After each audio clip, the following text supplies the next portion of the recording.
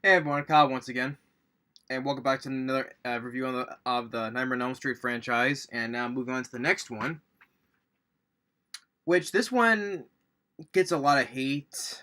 Now this one I would say is very understandable. This one I do, and that is of Freddy's Dead, the final nightmare. The sixth one in the series, and now, honestly, I do like this one. I do have a couple of issues though, but I do like the film. I definitely like this better than Part Five, let alone the remake, of course. But of the Robert Englund films, I would say this one I definitely like a lot better than Part Five, The Dream Child. Um, Now this one I would say is directed by Rachel Talalay. This is her first film directing, and she's directed two films that I have heard of, but I have honestly I did like. She directed a film called The Ghost in the Machine, and then she also directed Tank Girl. Yeah, Tank Girl. I honestly did like that film, Tank Girl. Honestly, but this film came out. It was released in 1991, the year I was born, 1991. And the film definitely was a hit. I would say it made more than the fifth film, but less than the fourth one though. So it's in the middle, and this does definitely have a much more bigger budget than all the previous ones, made about 11 million. So it's definitely a much bigger budget than the previous ones. And Robert Englund coming back once again as Freddy Krueger, and you got once again a whole new set of characters. Um, you still have Lisa Zane as Catherine, who in the film she's Freddy Krueger's daughter. You got Shon Greenblatt, who plays the guy John Doe, which his name is, I know that's why his name is John Doe in the film. Got Lezlie Deane or Danny, who plays this character named Tracy, a little bit of a tough girl. And you got Yaphet Kotto, from Ridley Scott's Alien. He was also in yeah, I think he was also in Blade Runner, yeah. But Yaphet Kotto, he hasn't done much, and for years, and but I like Yaphet Kotto, and I think I remember he was in another film. I forget though. I remember Alien. I think I also remember a Blade Runner. Not Blade Runner. The Running Man. It was this running. Blade Runner has the word running in it. Just give me a second here. Yeah, he was also in he was in Midnight Run. That was with Robert De Niro and Charles Gordon. Extreme Justice with Lou Diamond Phillips, and there's also something with Scott Glenn as well. Um, what was that?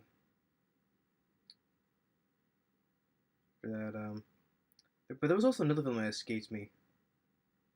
Look for it. Yeah, the Puppet Masters as well. That was the one with Donald Sutherland. But he was also in The Running Man as well. But yeah, Yaphet Kotto, it was nice to see him in this. Well, at least he gets a fright. It was fun to see him like fight Freddy for a bit and for one scene. So it was kind of cool to see that. But now with this film, okay, now this one gets more hate for the reason is that it's more it was mainly Freddy Krueger. He's more goofier and more funnier and stuff in this film. Now That's probably why one of the reasons. Probably the main reason people didn't like this one because he was more goofier and funnier. But in this case, though, I did like Freddy Krueger. I think they just went to more goofier and he stepped into more by going more goofier than being and then in Child's Play 5, The Dream Child, because I think he was just going through the motions, because I think it was time he was beginning burnout. For me, for what I think though. So, but in this film, I think it looked like the film he was having more fun in this film because like for more of the stuff he's doing in this film, it looks like was having more fun as Freddy Krueger and this for having more comedic moments in this. And some of the stuff he says, the dialogue, I thought was much more funnier than the Dream Child.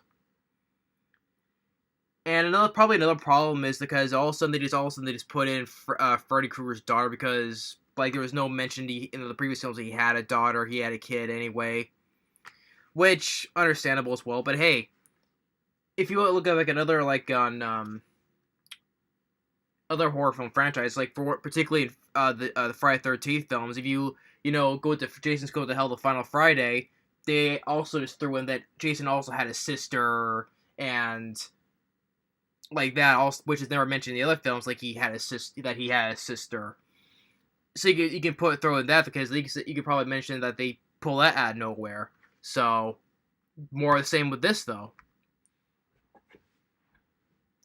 But hey, but I think the girl Lisa Zane,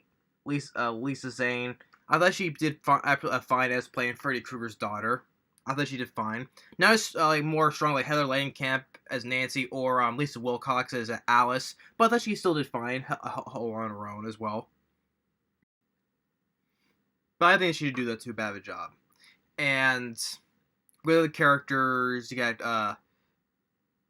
like I said, Breckin Meyer, who's in this. He's been in other films as well. He plays Spencer. With his character, his dad kind of wants him to be like him.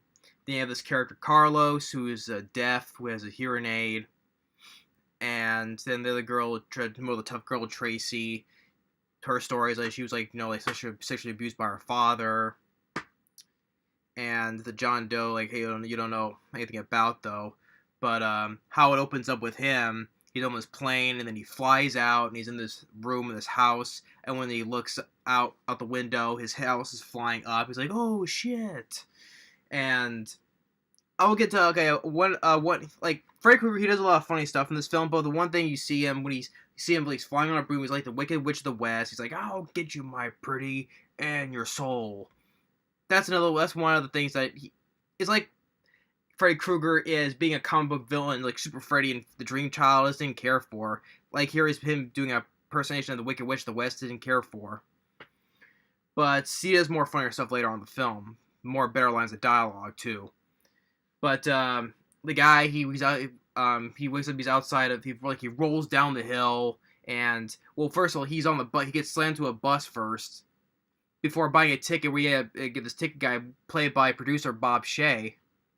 So a little cameo appearance by him.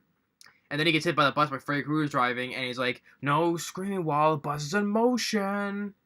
And actually, that was my mistake, because I mentioned when I reviewed Part 2 Freddy's Revenge, where on the bus, I thought I was mistaken that Freddy Krueger said that on the school bus. No, he actually said that in this film, so that was my mistake. So he said that line in this film, not in Part 2 of Freddy's Revenge. So then he goes to the shelter. He meets our characters, including Lisa Zane as Catherine, and he wants to know that because they both share the same dreams. So they go to Springwood, and our three other characters, Tracy, Spencer, and Carlos, they hide in the back of the van as well, but they get caught when they think they see this little girl in these red ribbons, which is actually Catherine when she was a little girl. But they don't know that yet. So they enter Springwood, and they go to this little fair where there's no children because Springwood has no children. I think it's because it said 10 years after the other films. So there's no children, and you get cameo appearances by Tom Arnold and Roseanne. Because Roseanne's like, oh, I want my children, and Tom Arnold is like, no, because it brings back him. I would say it was kind of like pointless cameos from them, because you get cameos like, which is much better in the next one. Those are cameos because it's like it's in the real world. But here it's a difference though. But here I just didn't care for their cameos in this, Tom Arnold and Roseanne, and you also get a cameo appearance by Alice Cooper as well. But I honestly didn't care for his cameo either. But I like Alice Cooper. His cameo is pointless in this as well, which I'll get to. But then Catherine and John Doe, they go searching for answers, while our three other guys, they go in a van, and they keep going the same, like, they keep going around in circles, like, they go one direction, but they end up, the same place where the statue is. And I don't know how the Freddy's, like, I don't know, because they're not dreaming or anything, because they're still driving, but they still end up getting circled back, so it's like, with Freddy Krueger, he's, like, doing with, messing up, he has the power to mess with reality, I guess, because they're not dreaming. And I guess people can, I think, because Freddy Krueger, he was in the real world in Part 2 Freddy's Revenge. And you also get the scene where also in the first film where, you know, when Freddy Krueger says, "I'm your boyfriend now," and Nancy's not dreaming in that scene because, done with the tongue, and she's not dreaming in that, though. So I don't know why there was like a big complaint with this, because people don't like, well, especially in Part 2, but he's in the real world. But that's the difference, because he's possessing this Jesse to become into the real world. But here, yeah, it's a little thing how he's doing that, like, bending reality, wherever he is, so, but still. So they just give up, and, first you get another thing where Carlos is looking at the map, it keeps him unfolding and folding, and it says, "You're fucked," basically, he says that. But they just bound to go to this house, which is actually the house that Nancy was in. And and then you get with Carlos. I thought it was a cool dream sequence. Like, the dream sequence in this, I thought were much better than the ones in Part 5, the Dream Child. Those dreams were lame. But here, because with Carlos, he's dreaming. He see like his mama. He just like takes this large Q-tip and just what is Freddy Krueger though. He just sticks it in straight out through his other ear, and just also takes his hearing, get rid of his hearing, making him deaf. And this is what I thought was funny, because I got a real good chuckle out of this, because since he can't hear anything, right? He can't hear nothing, and Freddy Krueger, he's right behind him. He's like doing all of this stuff, and he can't hear anything. And he was like, Freddy Krueger's like this, silently, and he's doing, like, take his hat, he's like dancing like this. I thought I thought was pretty funny.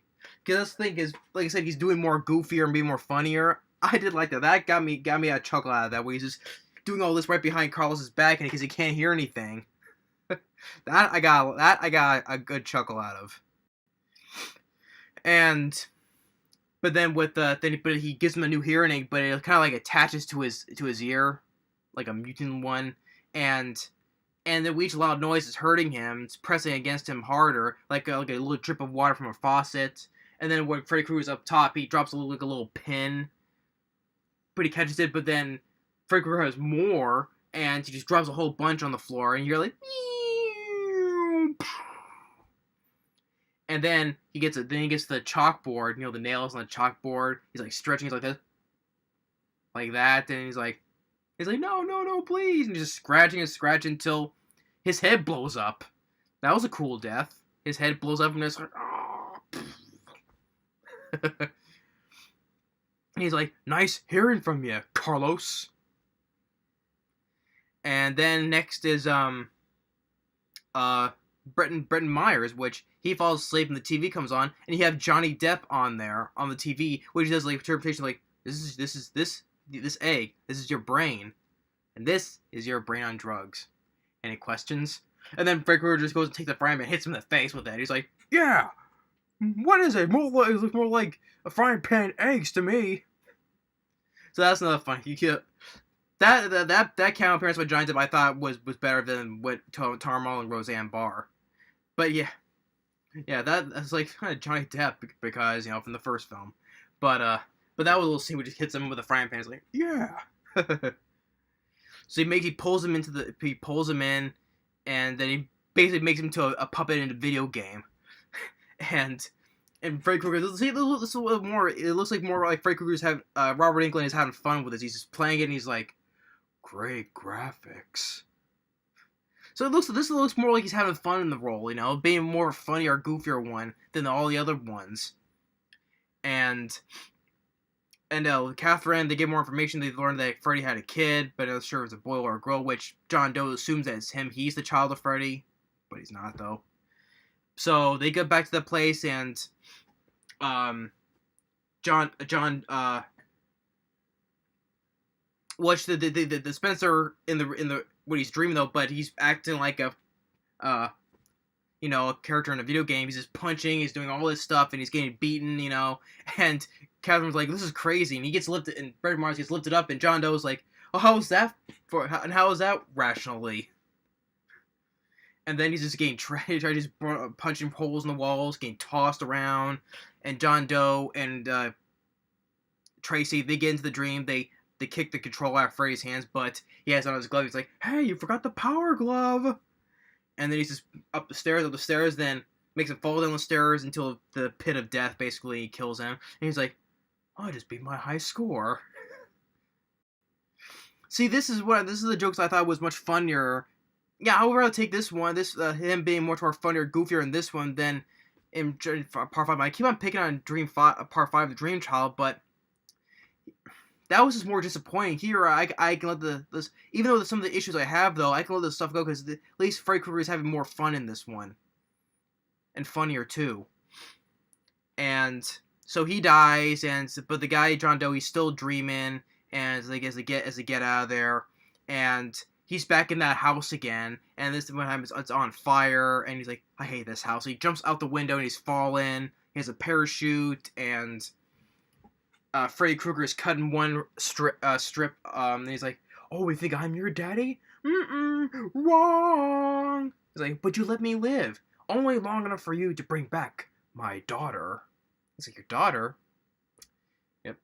So he cuts the last one, he's fallen, and you get like a funny thing, like where Freddy Krueger, he goes in the middle of the road, he pushes this little thing of spikes on the middle of the road, and he's like this, more comedic value. The guy falls, he finds the spikes, and you see the imprints on his chest, and he's like, "It's not a boy." Then he fades, his soul gets sucked into Freddy Krueger.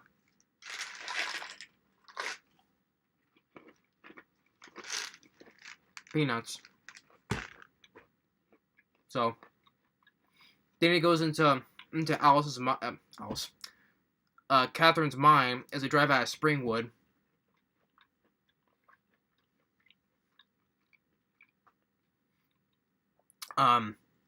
But not only the people that he killed, though, he erased them, so no one has heard of him except for Yaphet, because he says he controls his dreams, so he remembers who they are still, except for everyone else, including her and Tracy. And then Catherine is dreaming, which when she was a little girl, and you realize that she is Freddy Krueger's daughter. And we see Freddy Krueger before being burned, so Robert Englund looking all normal. It was nice to see him looking all normal, but and then it cuts away, and which you see her in the little outfit. Outfit's like, "Catherine, you are my blood." So. And then you get a little scene with Tracy with her abusive father, and she's punching Freddy Krueger, like, he goes like, "Kung Fu this bitch," and he's like, "This is my dream." He's like, "Oh, your dream, but it's my rules." And she burns herself to wake herself up, and then Freddy Krueger goes to see Yaphet Kotto. And it was cool that they, just Yaphet Kotto fights Freddy Krueger. He just hits him with the whack-a-sleep with the bat. It was fun to see him doing that. And then Freddy Krueger, the final line is like, "Sticks and stones may break my bones, but nothing will ever kill me." Well, let's see. First, they try burning me. Then they try burying me. Then this is my favorite. They even try holy water on me. So that's I thought was for jokes of lines that he says. I thought was funny. And then Yaphet Kotto just grabs a piece of his sweater, wakes himself up, which they're taking out from the first film. Taking something like Nancy did in the first film, took his hat into the real world, so they want to bring him out of it, just like the first film. So, Catherine, when she's sleeping, to pull him out of it. And also this little thing with the whole thing with the 3D glasses, because it's supposed to be in 3D. I did not care for the 3D, because, like, on this DVD, it says, "Oh, you can choose to play this in 2D or in 3D." Who's gonna watch this at home in 3D? I mean, come on. So yeah, the whole thing with the 3D I did not care for, and especially with these three demons, flying for the 3D effects, which is bad effects, I would say. I mean, I'll just say that the effects in Jaws 3D looked better than this, and that was 83, and this is 91, which probably it's not a good comparison though, but still, the whole 3D in this film was pointless. Well, Jaws 3 was meant to be in 3D, because 3D, third sequel, number 3. But, I know it's not a good comparison, but still, there was no need to put this in 3D, for me personally. Especially when you're watching at home, you think you're watching it in 3D? No. But it shows, how it shows with Freddy Krueger when he was a kid and a teenager. You got appearance by Alice Cooper. And then it shows how before he was burned, he was talking to the demons, how he wants the power. I want it all! And then it shows with Kathleen when she was a girl, she sees her mother being beaten to death or choked to death by Freddy Krueger. It's like, don't worry, sweetheart. Mom had to take her medicine for snooping into Daddy's work, but you won't tell, will you? And says she wouldn't. Then he comes up to her and is like, but you did. And hits him and grabs him to pull him into the world, but he disappears. But she still has taken off those 3D glasses yet, so she's still seeing things. So they grab to this stuff that's been confiscated, like you get this spike bat, like a pipe bomb, some other stuff, and she sees her dad, first looking all normal, and then she hits him, and then she gets locked in, and you get a little bit of a tussle on the ground. She bites Freddy on the nose, and then she bends his fingers back, and he's like, oh, I forgot what it was like to be human. And Trish tries tries to put the glove on, but then she pins him to the post, and then she puts on the glove, telling her, go ahead, put it on. It's in your blood. So she puts it on. Feels good, doesn't it? Let me show you how. But then she does how Freddy Krueger does, just like this, and just goes and sticks it right into him, and then sticks a pipe bomb into him. He's like, she goes, Happy Father's Day, gives him a little kiss, and then as Yaphet rips the door off and goes, as he looks into the camera, kids, blows up, and of course you get more of a 3D effect where you see multiple, Freddy heads up an hour, and then through the 3 demon heads coming out. Bad looking 3D effects, pointless also to begin with. And then she goes to take the 3D glasses off, and then goes, Freddy's dead. And then as the credits are going, you have the song Why Was I Born by what was it? Why Was I Born by who did that song? I think it was Iggy Pop, I think. Yes, he sings the title song "Freddy's Dead." As the credits are going, you have the montages from all the previous films playing, and also there was also the song that was playing at the beginning by the Goo Goo Dolls, called "I'm Awake Now." That's another good song I like. So I like the song that was playing at the beginning, and also the song that was playing at the end of the film, as the montages of the previous films were playing. So yeah, Freddy's Dead: The Final Nightmare. Yeah, it's not loved by everybody, which is, like I said, I understand though. But I put this over the Dream Child anytime, or the remake as well. Yeah, I do have a couple of issues, like the whole 3D, and those demons heads. It was bad effects, and no need to put this in 3D anyway.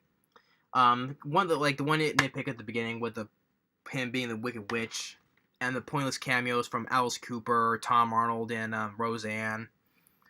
And there was another.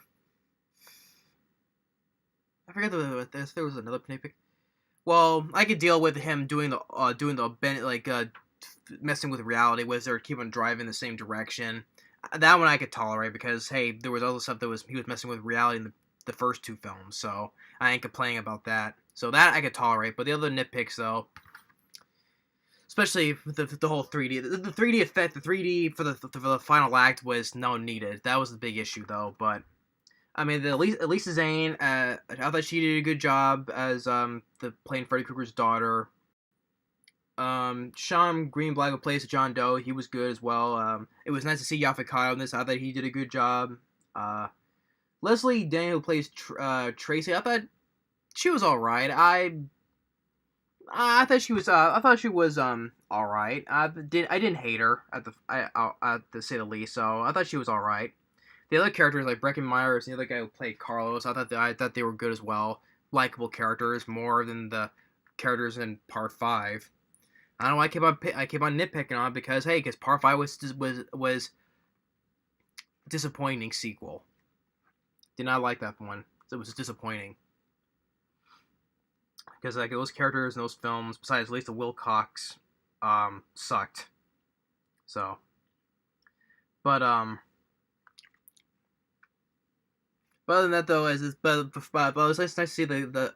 I like that Freddy was more goofier in this one. It looked like Robert Englund was having fun. It was also nice to see him in non-makeup when he was like playing before Freddy Krueger was burned. Him being normal looking. I